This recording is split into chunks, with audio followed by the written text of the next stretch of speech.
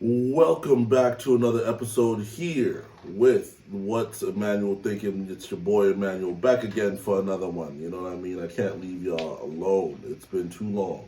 It is a lovely, lovely change of season going on. We're now transitioning into fall. I love fall. I love fall so much. Fall is the best season, okay? And I'm sorry, but I will not be accepting any debates. I would like to hear opinions if you differ, as to why fall is not the best season. But let me tell you why fall is the best season to me, okay? Fall, you get to wear the best colors, okay? You get to wear the best clothes, okay? The sweater season. Who doesn't like sweater season? It's soup season. I'm not a big soup fan, but I like the idea of soup, if that makes sense.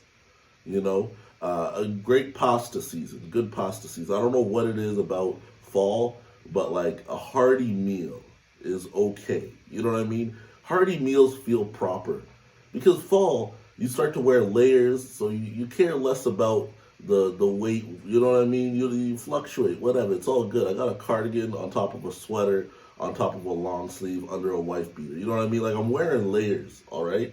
So it doesn't really matter. So I don't mind having a little bit of rigatone bolognese. You know what I mean? A little bit of sauce and pasta. You know what I mean? That's sauce and pasta for you commoners. Fall is the best season. But again, but strictly, it has nothing like I said. I like the food. You get the heartier meals. But the biggest thing is, in fact, the clothes you get to wear. Like, I love me a good sweater. I got so many sweaters. I like a good long sleeve button up. Like, look at this piece I'm rocking right now, man. You know what I mean? It's nice little button up piece. And then the colors, obviously, you get to wear your deep greens. You got your burgundies, you got your browns, you got your creams. Oh, it's just there's not much that can beat a fall fit. You know what I mean? I honestly don't know what season has better outfits. Truly.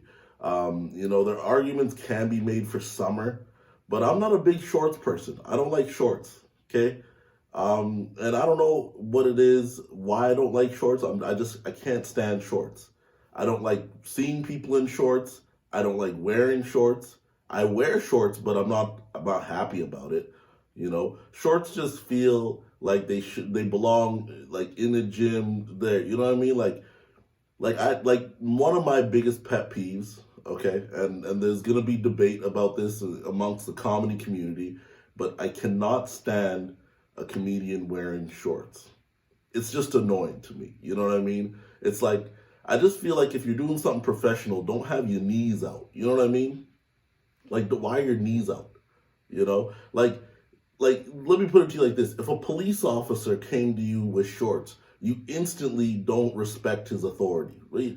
A cop could pull a gun out on me and he got shorts on, I'll giggle. Like it's just so ridiculous to have shorts out. Like that's why your knees out, sir. You know what I mean? And then you got the socks up, and it's just a whole ordeal. But like I said, that's for the summer. That's the only time I find it acceptable. But like people be rocking shorts, and I see people in shorts here, man. I live in a city with cold winters. I see people outside in shorts in the winter. You know what I mean? Like it's preposterous behavior. People like to show how tough they are. Oh, I don't get cold out here. You do, but you're just trying to act like you're not. You know what I mean? Fucking crazy behavior, outlandish behavior. But that's not what we're here for. We're here to talk about how great fall is, not about how stupid y'all look in shorts. Okay? No, tis the season. Tis the season. Man, we're in the back half of the year too, man. This last 4 months of the year. And I don't know. I gotta talk to y'all. A lot of these motivators are they're in their final quarter of business, and they need to sell their books or their crystals or their coaching programs or whatever it is. So you're going to be seeing a lot of that. It's the last quarter of the year. You still have time to achieve your dreams. And I'm here to tell you, if you have not yet started on your goals for the year, just pick it up next year. Okay? Because and look, I'm going to keep it real with you. If you were trying to do something that's going to take 12 months, and you haven't started, and we're heading into month number 9, you cannot do 12 months of work in 3 months. That's just not how it works. You know, I say take this last 3 months and get to planning. You know what I mean? See what didn't work. Why in the world did you not do what you said you were gonna do? And try to think, truly think, because that's what I do too. I've had a couple goals this year. I'm not saying I achieved all of them, but like I've come close, and I have, like, I'd say, like, let's say I don't even know what the number is. Let's say I had 10 goals. I probably achieved, I want to say, a strong 40%, a good 40% where I was satisfied with the outcome.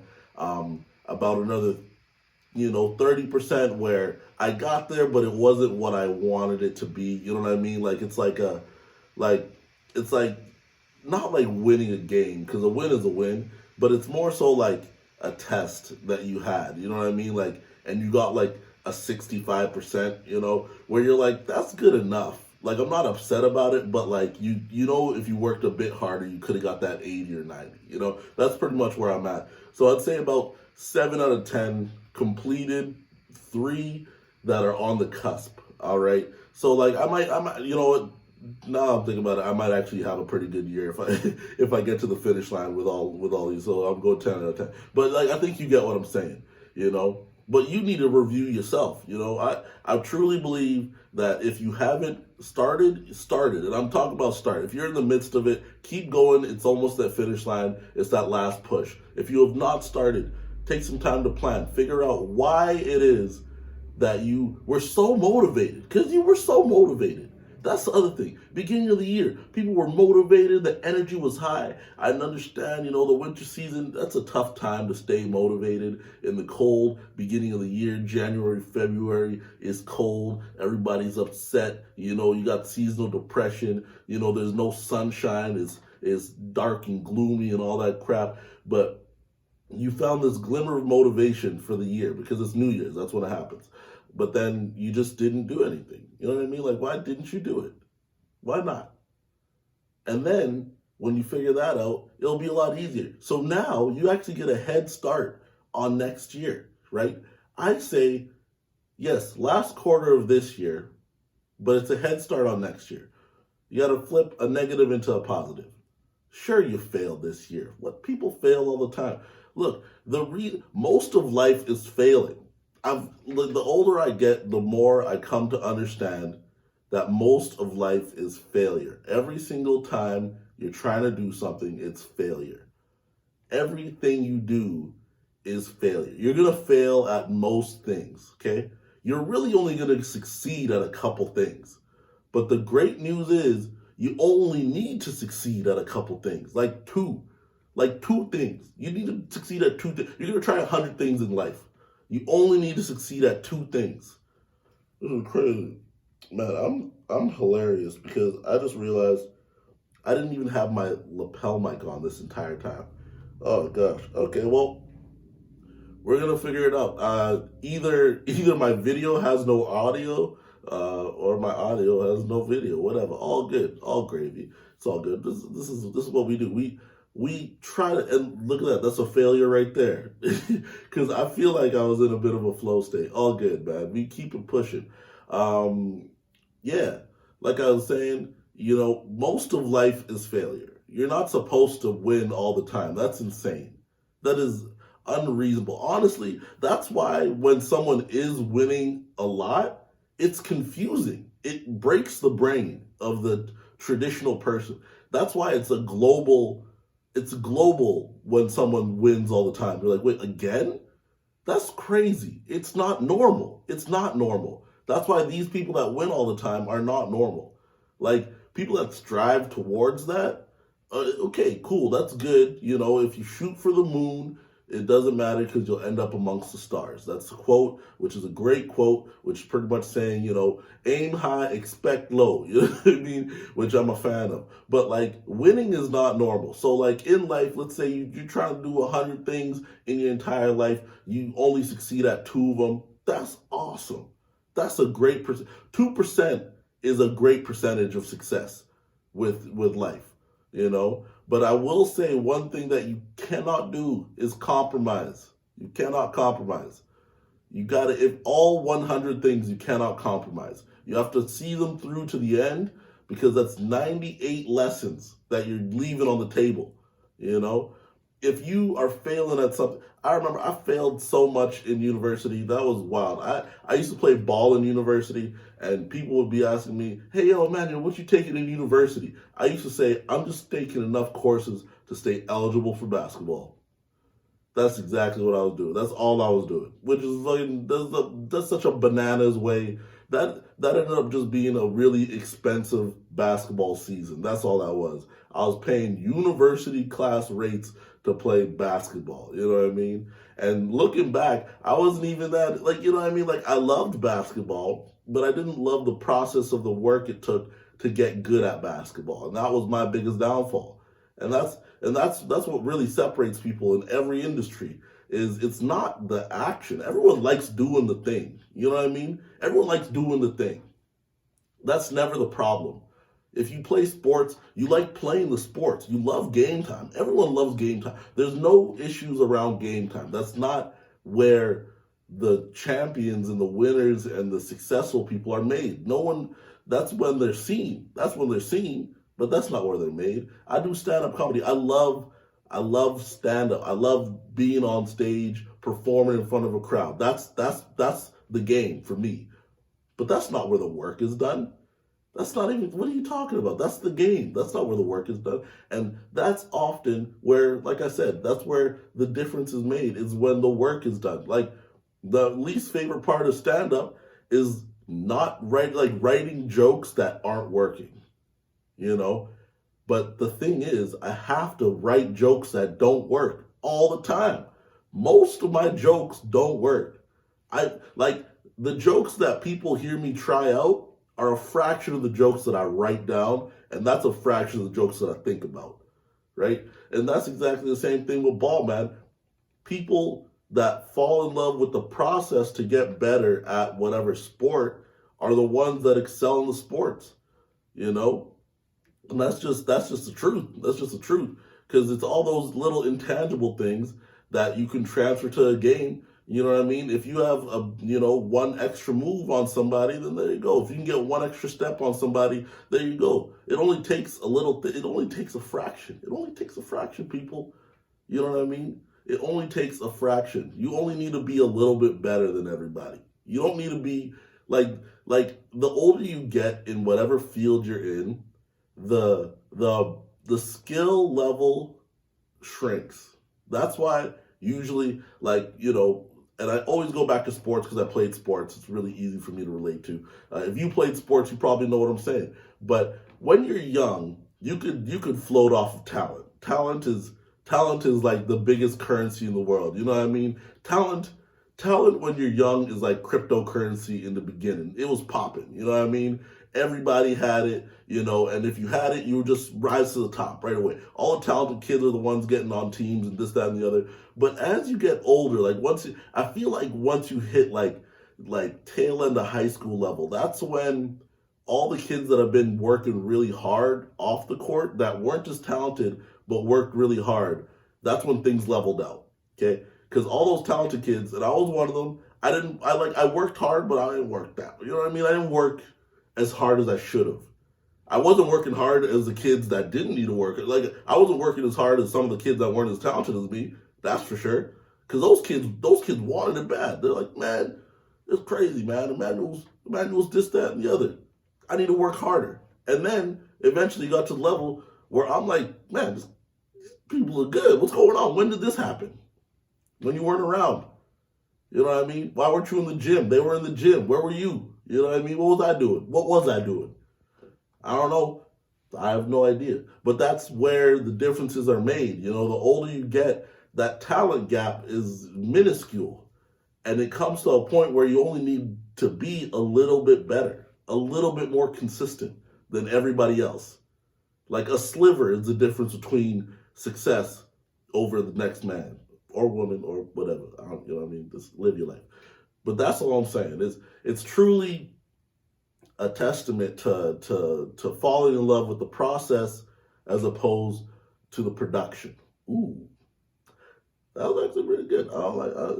I like when I make nice quotes, and I think you do too. Cause I heard, and one of these days I'm gonna be used to saying cool things, but and stop getting excited about it. But until then, I'm gonna stop and pause. I'm gonna repeat that one for y'all on the back. It's about falling in love with the process and not the production. Look at that alliteration right there. A couple PPs. Okay, that didn't. No, okay, I heard it. I heard it too. Don't you worry. Yeah, no, but what this all boils down to is we're in the last 4 months here, and failure is necessary. If you're not going to achieve your goals, don't feel bad about it. I'm talking to the losers, okay? Winners. I don't need to talk to y'all. I'm a man of the losers. I am a man of losers. I was once a loser. I sometimes still am a loser. We're all everything, everywhere, all at once. Shout out to that movie. Phenomenal movie. Everything, everywhere, all at once. I love that title because it is the truth, okay? We are all everything. Everybody that's like, man, I'm a loser, you're right. But you're also a winner. You know what I mean? Everyone else that says they're a winner, you're right. But you're also a loser. You know? That's why I like to talk to the losers. Because there's losers within all of us. You think you're batting 100 in life? You think you're going 100% in your life? Look at your life. Look in the mirror. Does it look like 100%? You know what I mean? I'm like the worst motivational speaker ever. This is this is the worst motivational speech you will ever hear in your life. Look at yourself. Do you feel like you're 100%? You know what I mean? This is ridiculous. You're a loser. Even if you're a winner, you're a loser. And even if you're a loser, you're right. You know what I mean? Nah, don't put me on stage anywhere. This is a horrible motivational speech. But I'm not trying to motivate you people. I'm trying to enlighten people as to the reality of life. I have friends that are far too pessimistic. They're far too negative on themselves. They're way too hard. And if you're listening to this, you know who you are.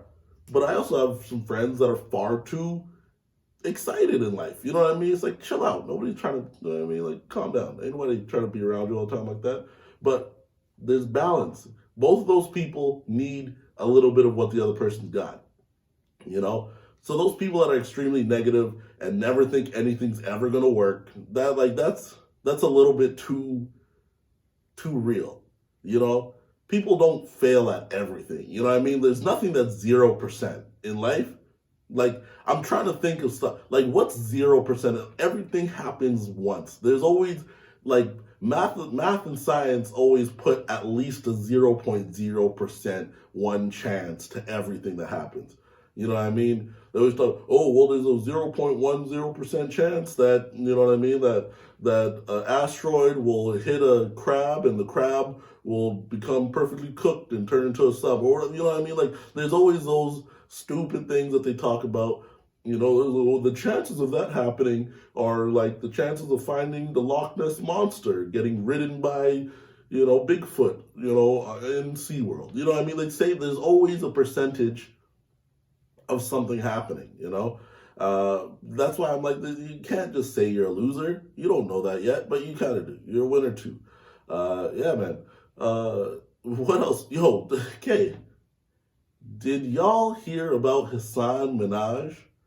Okay, for those of you that did not hear about Hasan Minhaj or don't know who he is, he's a stand-up comedian, kind of like political pundit kind of thing. I don't know what he does. He does stand-up comedy, but he's also very politically, he's like a political comic almost, you know what I mean? He talks about, you know, a lot of dialogue in today's world and a lot of racism and prejudices and all these different things that affect the world. He's a brown man, and I don't even know what to believe about him anymore because it just came out that he's been lying in his specials. And I know what you're thinking, Emmanuel, don't comics lie all the time? Yeah, constantly.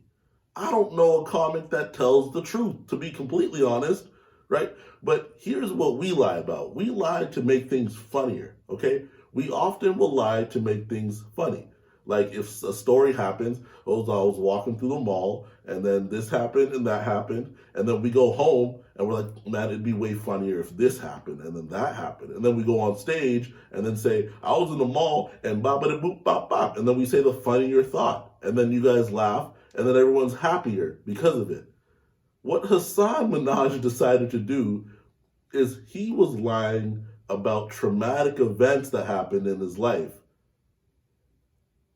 so he would make things sadder, which is the craziest thing I've ever heard of in my life. Look, for those of you that listen to past episodes, you know that I've gone through a couple of traumatic events in my life.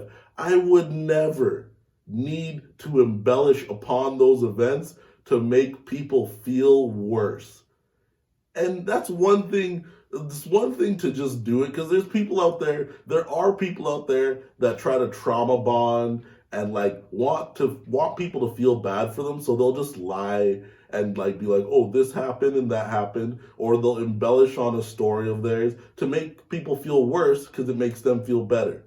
But he did it in a comedy show to make people feel worse so that they would laugh hard. I don't even know why he did it. This is crazy. And when I say, I'm going to tell you all the stories because there's two that I heard that are particularly outlandish. Okay. The first one is he has an entire story about how an FBI agent slammed him on the hood of a car. You know, an FBI person slammed him on the hood of a car because of his color of his skin, racially driven white rage. Rawr. That's what he was trying to have as the perception. But the actual truth that came out is that he was playing basketball with some friends and a white dude fouled him. Yeah, no, take that in for a second. He was playing basketball with some friends and a white dude fouled him. And that story turned into a white FBI agent with rage and racism in his eyes, the burning fire of the Klan rally in his heart, slammed this man out of spite. I don't even know how you get from point A to point B. Look, like I said, comics lie constantly. I lie all the time. I don't know if I've ever come up with a story that far-fetched. That is truly a mustard seed growing into the great oak. And I don't know if that's how it works. But that's just like the craziest thing in the world. The other story was about like his daughter opened the mail and someone sent him anthrax, and then the anthrax got on his daughter and he had to go to that is crazy. I have a strict rule when it comes to lying, man. Don't kill nobody off and don't send nobody to the hospital, because that shit'll come back. That is my rule. When I'm lying, like if I'm calling in sick or somewhere, I'm not sending anyone to the hospital, and I'm not killing people off. You know what I mean? Like that's such a crazy, but some of y'all are out there. Some of y'all are savages, okay? When you're lying, some of y'all don't mind killing off aunts, uncles, grandparents, and sometimes parents. That is such a crazy thing because it's so easy to prove wrong. Like, you don't need to lie that hard. Like that's the other thing. You don't need to lie that hard. Why are you lying that hard? Like it's a shift. just say you're sick. They literally can't legally follow up with that.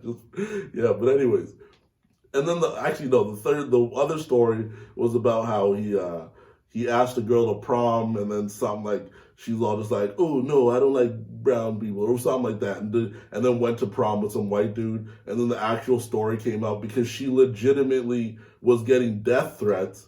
Like the actual story came out, I was like, he asked me to prom a couple weeks ahead, and I said no, I already have a date. That's it. That he just got turned down. Like that is such a crazy. Lying is crazy, man. Shout out to Hasan Minhaj for lying on such a public stage, because it couldn't be me. My goodness.